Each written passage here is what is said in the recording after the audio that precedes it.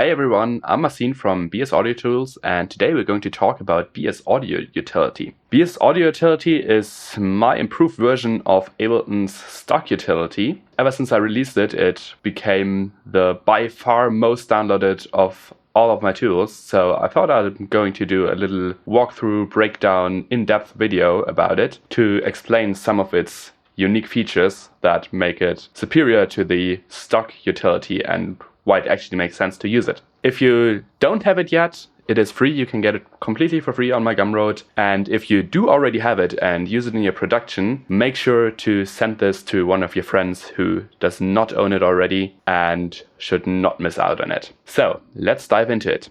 First of all, we're going to have a look at the balance or panning knob. For this, I have set up this little audio example here with two sounds, number one being this one, and number two being this one.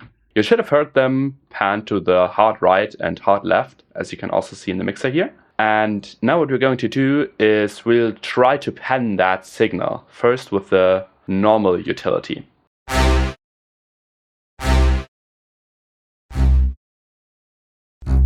Now you should hear that we can only hear the sound that's panned to the hard right. If we pan it all the way to the left, we can only hear the sound panned to the hard left. This means that by panning it, we lost all the information from the other channel. You can replicate this behavior in BS Audio Utility as well by setting the panning to balance. However, we also have a pan mode. This utilizes true stereo panning, which means that instead of turning down the volume of the left signal when we pan to the right, we also pan the left signal to the right channel. This sounds something like this.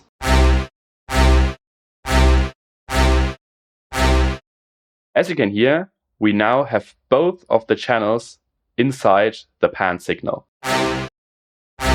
This is especially useful when panning acoustic instruments or more complex signals and you don't want to lose any details from either side.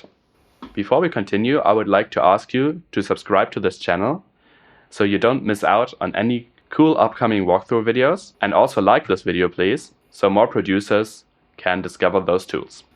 And now let's get right back into it. Moving on to one of the highlight features of the device, the improved bass mono. For this I have set up this little sound here, which is just an operator with a square 3, so you can also hear it on phone speakers due to the overtones. Now we phase invert the left signal, so we get a signal that cancels each other out totally when put to mono. First, let's quickly talk about why that even is an issue. Usually bigger systems, like club systems, have a mono subsetup. So the left and right signal will get summed together, which causes the signal to cancel out completely. We can simulate that by turning on the mono in this utility device. As you hear nothing, because the signal perfectly cancels each other out. Usually, to work around this, a lot of people will tell you to use the bass mono on the utility device. However, this does not fix the problem, it just highlights it. Let me demonstrate this. We engage the bass mono and play it back again. Now you can hear and see on the EQ spectrum that our sub got completely lost. And now you can go back in your signal chain and try to fix it. In some instances, this might work very fine. In others, it doesn't, because you already bounced it to audio, or there's some effect on there that you can't set to mono. This is where BS Audio Utility comes in. Let's ditch the normal utility for now and turn on the audio utility. Here we have the normal bass stereo option, which just passes the bass right through. We have the bass mono option, which is the same as in the utility device, so it will cancel out again, which is obviously quite undesirable. Or we have the bass left and bass right. This will take the bass only from the left or from the right side and copy the information to the other channel. That way we have a consistent subsignal that is mono-compatible without any phasing.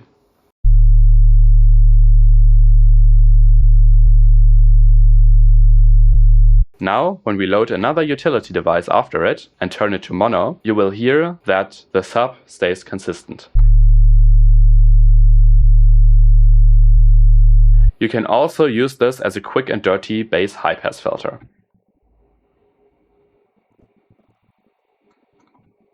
Great. Let's move on to the tilt EQ. The tilt EQ lets us quickly dial in the tonality of a sound. This helps us fit it into the mix perfectly with just the turn of a button.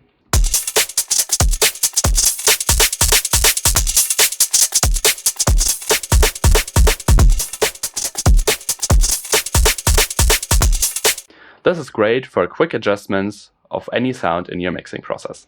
The next important feature of BS Audio Utility are the safety options. Normally, no safety is selected. This means that all audio is passed right through this module. When we set it to one of the other modes like hard clipped, soft clipped, 10H or limit, different functions get applied to limit the output volume to 0 dB. Especially when doing crazy sound design, you can often get zaps, clicks, and other loud sounds that could potentially damage your speakers or your hearing. This is why it's always a good idea to put a limiter behind your sound design chain. With BS Audio Utility, this becomes obsolete and you have it right built into your utility device. Let me quickly demonstrate the different options on a sine wave.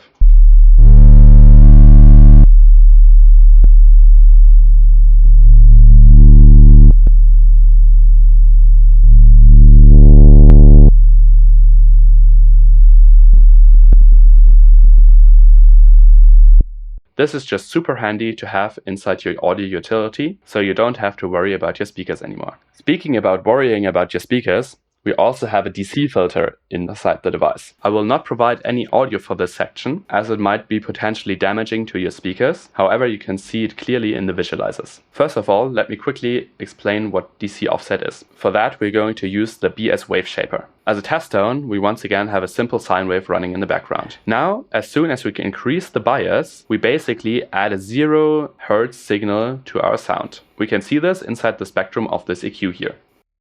Now when we pause our sine wave, that DC offset still persists, as you can see here. If we extend the spectrum of the EQ, you can also see the DC offset here. Now, why is that a problem? Speakers work by replicating the wave of the audio signal by moving the membrane up and down with the waveform of the audio. DC offset means that the speaker will extrude in one direction for elongated periods of time. This can lead to heat buildup, which can over time potentially destroy your speakers. So we will always try to block this DC offset. Luckily, BS Audio Utility has this DC block and a little indicator on the side. A DC block is essentially a filter at a very low frequency. When we engage it, you will see that the DC offset is now blocked. However, putting high-pass filters on your sub-bass is usually not a good idea due to phase shifts. This is why I built in this little indicator that lights up as soon as you have any substantial DC offset that should be blocked. This will help you make an informed decision and protect your speakers. Last but not least, we're going to have a look at a little quality of life feature called the auto mute. I think every one of you has experienced annoying reverb tails already in his production journey. They often sound something like this.